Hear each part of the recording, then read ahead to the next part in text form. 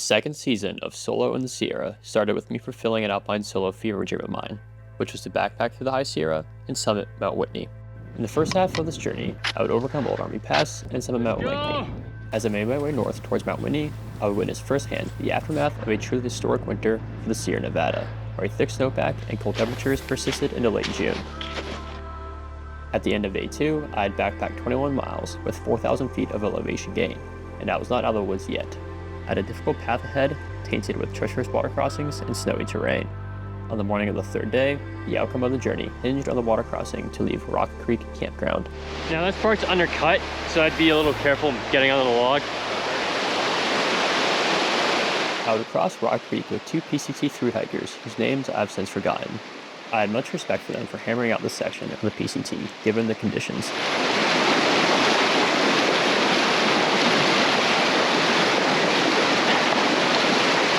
It is icy.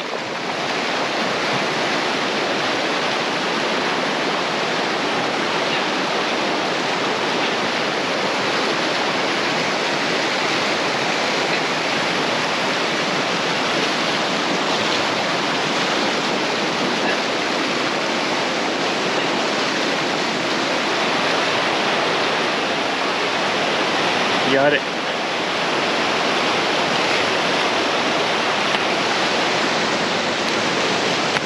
Nice work. Nice stuff. Whitney's coffee when dragging your butt across an icy log will wake you up just as much. Now I just had to avoid getting bogged down in these glades. With early morning excitement behind me, it was relatively an uneventful ascent of the switchbacks leading to Goyo Creek and Goyo Pass.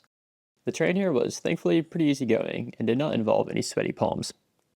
So we just crossed Goyo Creek about 5 minutes ago. Woke up this morning, took off from Rock Creek Camp 2. It was a little tough navigating the water crossings. A lot of them are down because of the very high river, which made for a very thrilling start to the morning. After refilling my water at Goyo Creek, I would continue on towards Goyo Pass.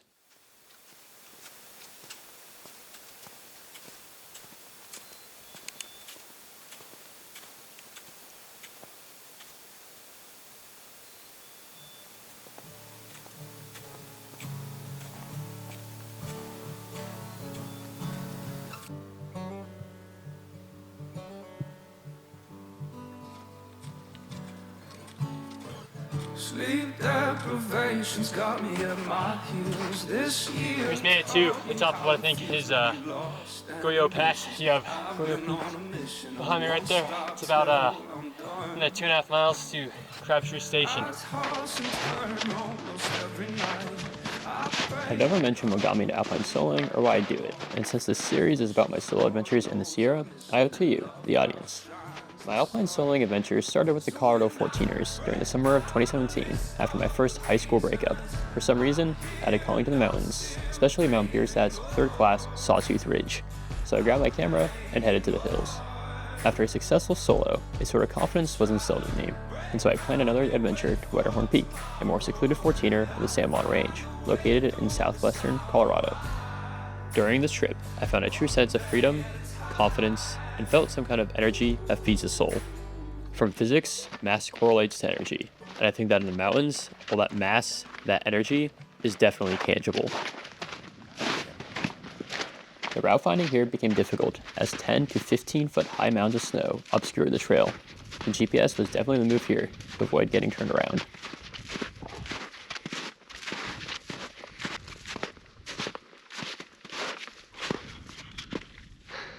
You know, this is my first view of Russell and actually Whitney since I saw them a couple days ago on Lone Pine. So you can see Russell's on the left there, and then Whitney is to the right. Got another about 3/4 miles to go to the ranger station. Gonna make camp hopefully by 3 o'clock here. The descent into Crabtree Station was pretty straightforward. There was one 200-foot glissade down a slope, which was pretty fun in the sun-softened snow. So we got to Crabtree Ranger Station more or less, and look what we got across.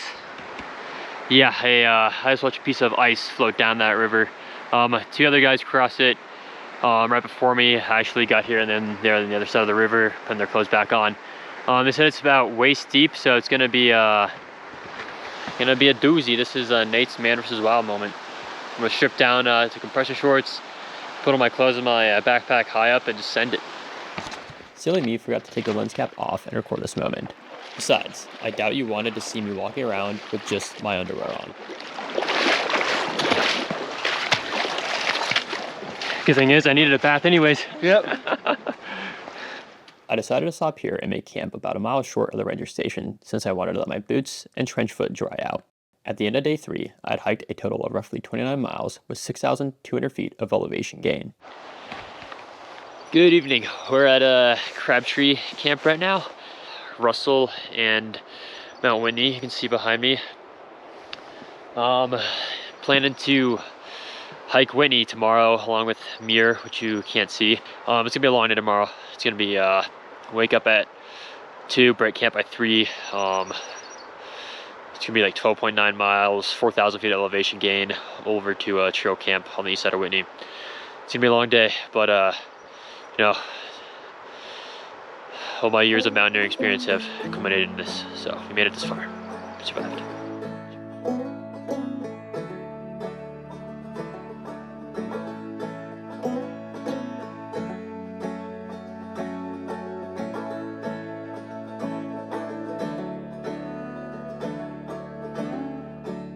In the early hours of the morning, I broke camp and we began the long trek up to Mount Whitney. We have Whitney just ahead. Just came out of the tree line here behind me. Probably can't see much other than just shadows at this point. Broke up at 2:40, broke camp at 3:20. I've been grinding ever since. But yeah, there's some headlamps higher up on Whitney. Don't know if this can pull them out just because it's still pretty dark outside, but yeah, we're gonna grind up to Guitar Lake, take a little break, catch the sunrise, keep going.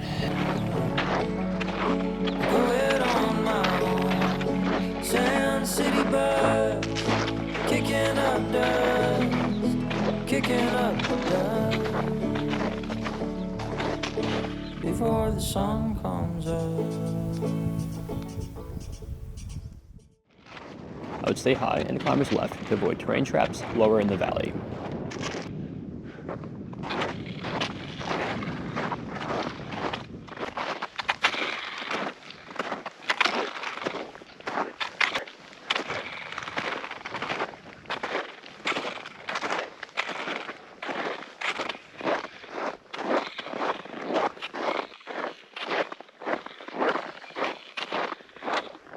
Well, we made it to Guitar Lake, and as you can see, it is one giant ice cube. I hope you brought your ice pick to play this guitar at Guitar Lake. That looks cold. Coming out of Guitar Lake, probably about 12,000 feet. We stopped back there for some water. Got really cold, but better now. Yeah, awesome views of the backcountry. I mean, wow. Those peaks are really pretty back there. Coming up on these switchbacks, you can see them straight ahead. Probably get another like half mile before we start going up them. And it's gonna be a grind. It's gonna be a grind up to the trail crest, but we got it. I've actually made better progress and feel pretty good right now.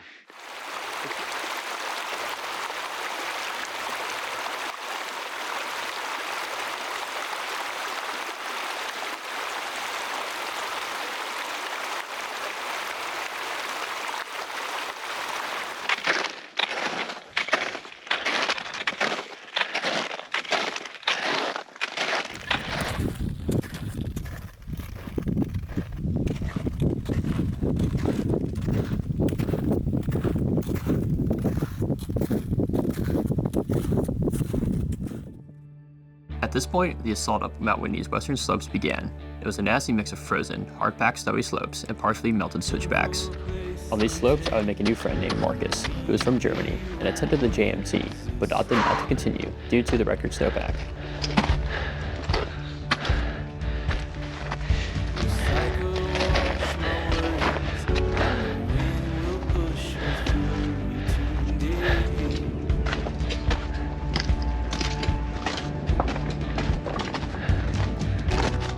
Running wild and deep, I am like an old Nice. freak. away, running wild and deep. They say this is the last one. That's alive and untamed, running brave.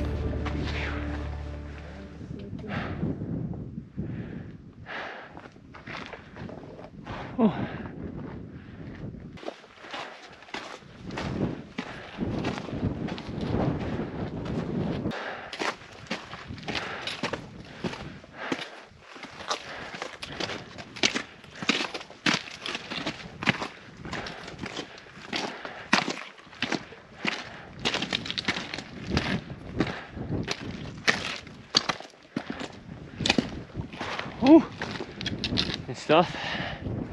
So this is the junction. Yeah. After the junction, Marcus and I would turn climbers left and follow the trail to the summit.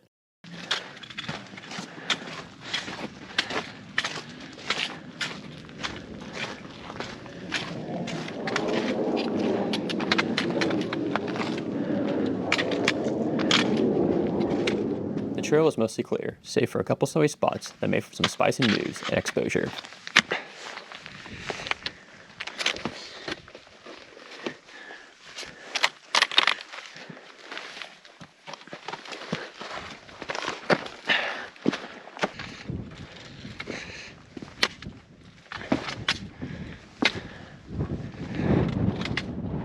I must say, the precipitous east face of Mount Whitney really caught my attention here. So we got about 500 feet left to go. You can see the climber heading up on the snow there. It takes about a half an hour to get to the top of Whitney.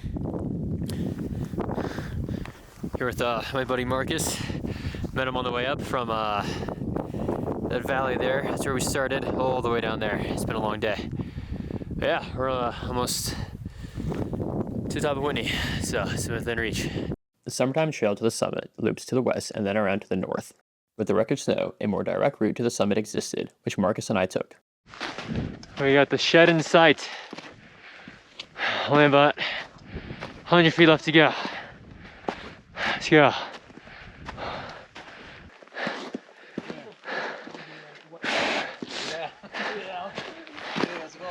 Hey.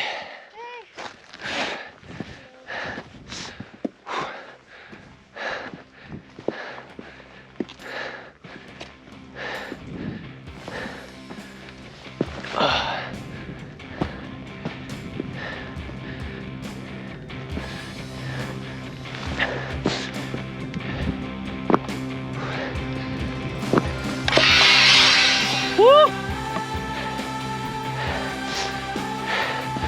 Let's go!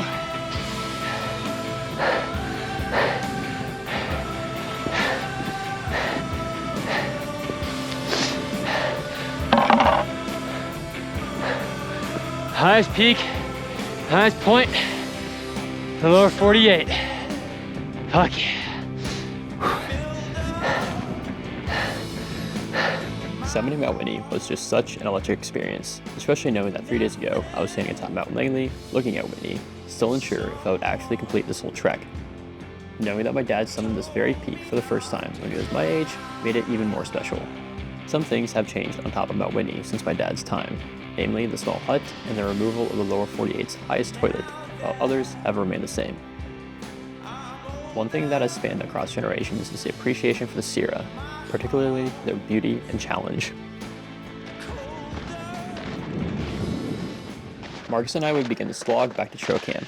We would skip summiting the 14er Mount Muir due to the late hour and the rumor that the infamous 99 switchbacks were completely filled in with snow, and that a 1,000-foot snow slope stood between us and the safety of camp. Yeah, I think it's just around this point.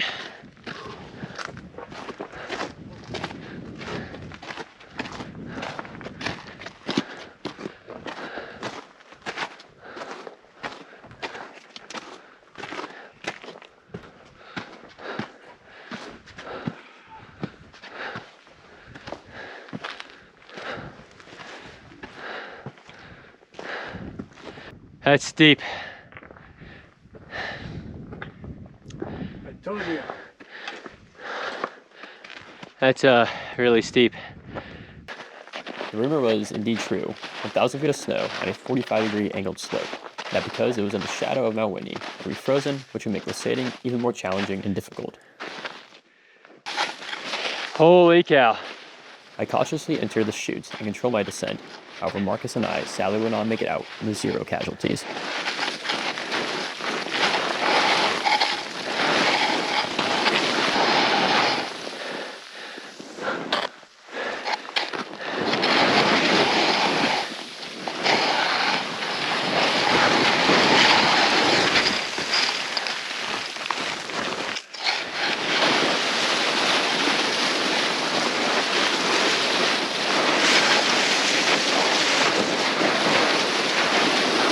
We were glissading down the slope, and unfortunately Marcus's bear vault got loose from him and it tumbled down about 300 feet and hit a rock up there and then shattered into a bajillion pieces and had a yard sale of his food. So that collected most of it, taped it up for him, and he also lost his phone, so poor guy. Marcus searched for about 15 minutes, but to no avail, as his phone became now part of the mountain. We continued on and arrived at show camp just as the sun dipped behind Mount Muir. The 4th day was the longest of the entire journey, totaling close to 11 miles with 4,500 feet of elevation gain. I must say, crawling into my bivvy that night never felt better. The next morning, I was treated to a beautiful sunrise and caught the alpine glow on Mount Muir, which had a deep, fiery orange to it. That print on that dress that you always liked. We were young enough to go out and dance at night. The trail descending from show camp was still buried in snow and avalanche debris until further down in the valley, near 10,000 feet.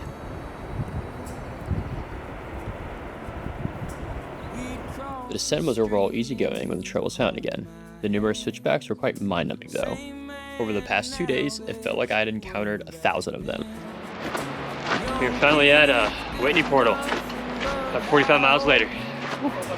That is the car, and it is still here, and no bear marks on it. Let's go. Thought I'd never be so happy to see all over again. I think of a time up in the Sierra, and very thankful for it. So I went into some chow, get these burgers that everyone's been hyping up about, and give my friend Marcus a ride out of here.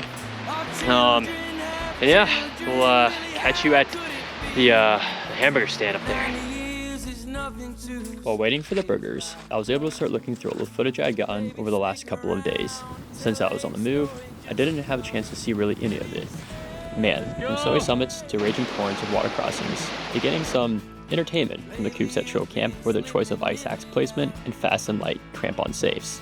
It was all such a great time. I hope that my memory of this trip remains undimmed by time, but if it does not, at least I'll have a video to help recall the good times. One thing I won't forget though is how good that burger tasted after the journey of 45 miles with 12,000 feet of elevation gain from Horseshoe Meadow to Whitney Portal.